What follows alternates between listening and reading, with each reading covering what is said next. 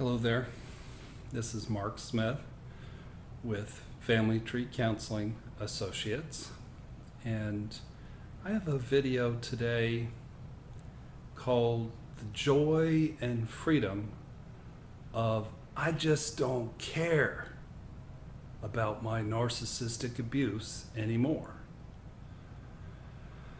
Those of you who've been watching my videos never thought that I would make such a statement.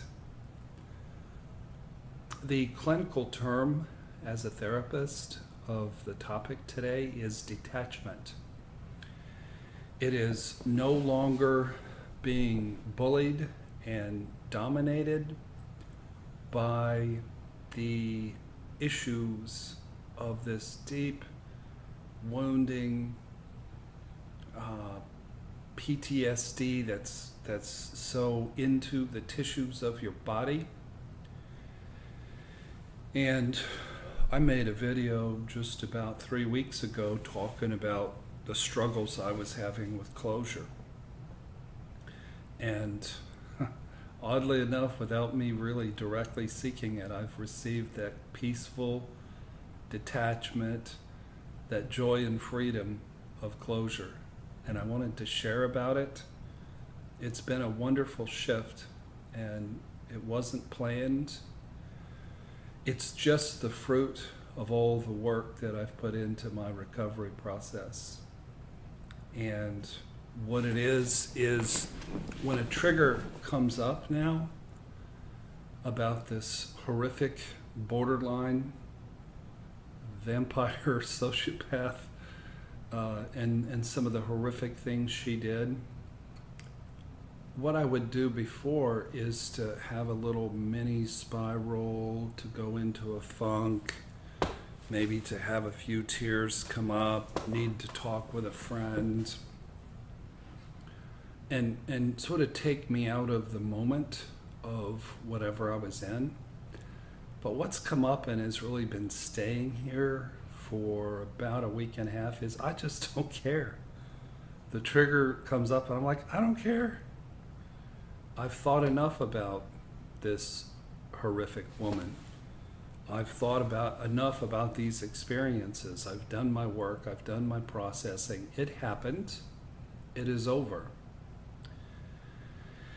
And she's become a very, very unimportant person to me.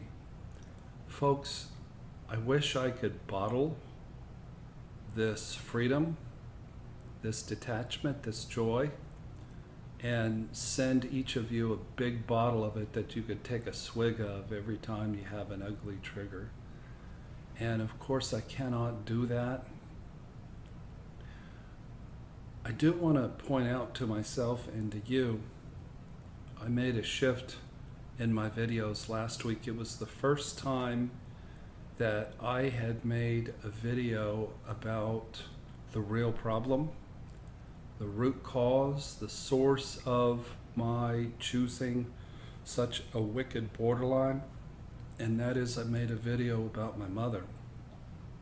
I shifted the focus of my work from the horrific, hurtful, narcissistic, bad actor, and I shifted it to really the real problem, and that is my mother. She was all the things that this woman was. This woman was all the things my mother was. And that's why I sought her out. That's why my spirit resonated with her. That's why I put myself in the line of fire. That's why I kept bringing her back into my life after I put her out of my home.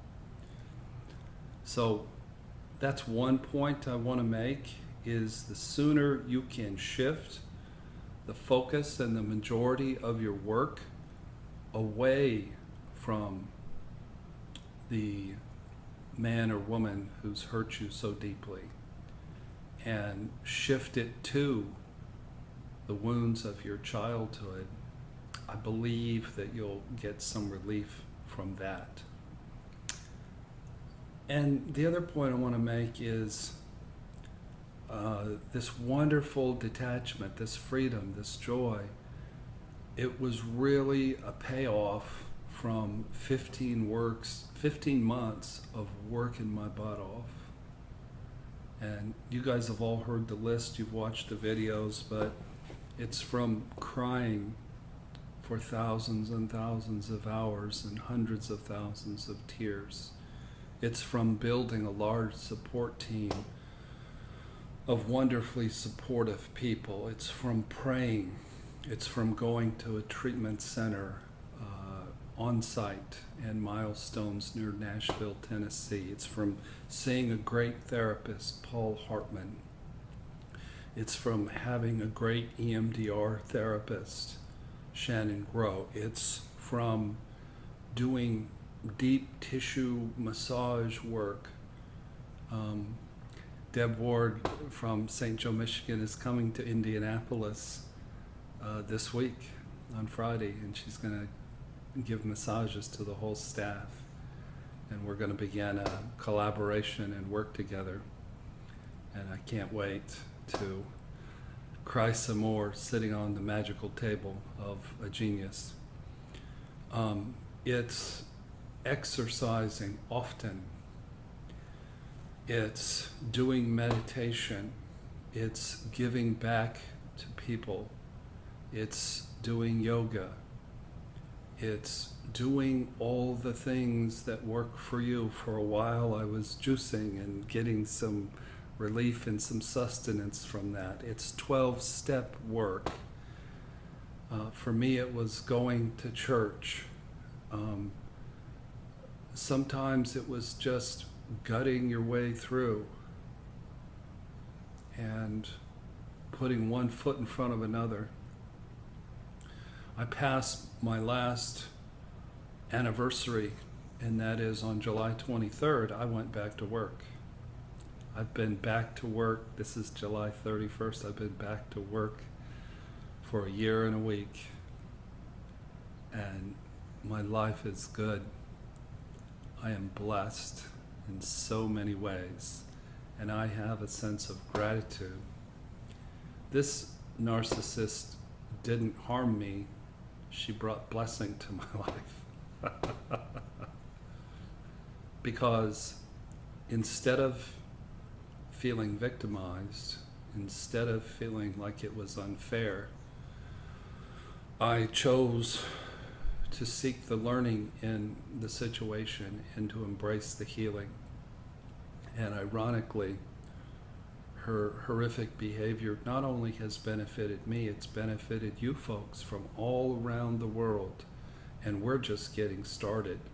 We're building a trauma treatment team here at Family Tree Counseling. Our videos are exploding all over the world.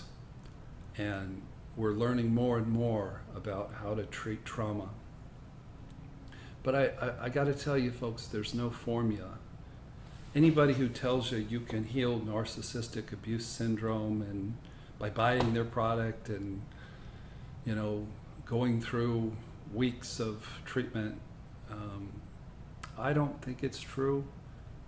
EMDR is an amazing tool, but when people say they had 8 sessions and they're cured, that's not true. It's just not. This is too big, it's too deep, it's too all-encompassing. It's the best treatment. EMDR, I believe, is the best treatment, and everybody with narcissistic abuse syndrome, I found somebody on my insurance that I pay $20 a week for who does EMDR. So, but it takes time. For me, I think I'm about 80–85% healed. I still have a ways to go. But I did that in 15 months because I've been sprinting. And I'm not bragging on my recovery. It was life or death. And you can do the same.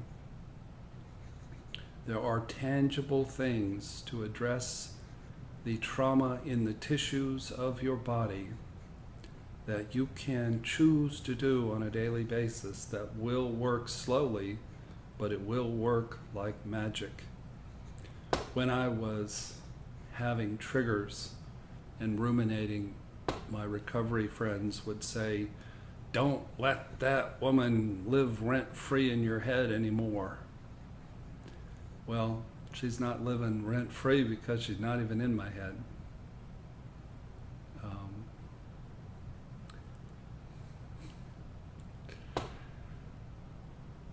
I think the key is building a life that's full of joy. One of the quotes that I used to have taped on my mirror is, happiness isn't a destination, it's a consequence. If you make healthy choices, if you set healthy boundaries and fill your mind with healthy recovery material, watch lots of YouTube videos, develop a spiritual life, have a community of recovery people, do the right thing, and continue to be aggressive in your ongoing treatment for your trauma, you'll be happy eventually. And you'll be grateful. And when people or things or memories trigger you and bring you back to those dark places, 20 seconds later you can shake it off and say, I just don't care. I just don't care anymore. I don't care. She did this, she did that, she's with him, she's with that, she said this about me. I don't care. I know who I am. I know what I did. I know why I did it. This process is about developing a solid sense of self. It's about healing the deep woundedness in your soul. And it's about then building a new life for yourself that is wiser, more careful, but yet still has carpe diem, a spirit of seizing the day, where you suck the marrow from life. Now, I want to give a disclaimer. Am I going to be never triggered again and filled with joy at all times? No. Our 12-step friends talk about halt when you're hungry, when you're angry, when you're lonely and you're tired. You're particularly vulnerable. So you'll have bad days, you'll have bad moments when something triggers you, and this power of detachment, this freedom and joy of, I just don't care anymore, won't pop up. But you'll get to a place where it's the norm. And I just had to report to you people, it's been such a relief and such a joy. I am free of the ghost of this horrific experience and this soulless, soul-murdering person. And not only did I survive it, I am dancing with joy, and I am benefiting and building a life that's better than anything that I could have imagined before. I guess what I didn't realize was that relationship was a counterfeit from the first moment. Everything was counterfeit. The intimacy was counterfeit. And what I'm doing now is I'm participating in life and in relationships that are more real, they're more deep, and it's like, to quote one of my clients, it's like going from black and white TV to one of these big high fidelity screens, HD screens, where the color is perfect and the picture is just like you're there. That's the difference between a counterfeit, blood-sucking vampire having you in their world because you needed them to be there to heal your stuff, and real, heartfelt, intimate, joy-filled, adventurous living. Anyway, just wanted to say that. I'm going to make another video now about the topic of borderline mothers. I think I have a lot to say on the topic. But keep plugging away, put one foot in front of another. Have hope.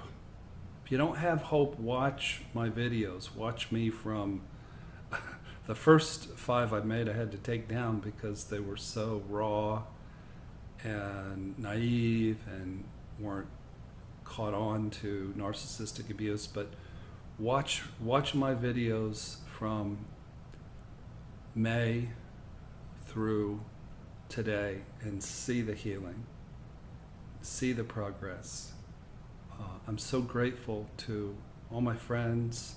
I'm so grateful to people who've made YouTube videos that I've benefited from.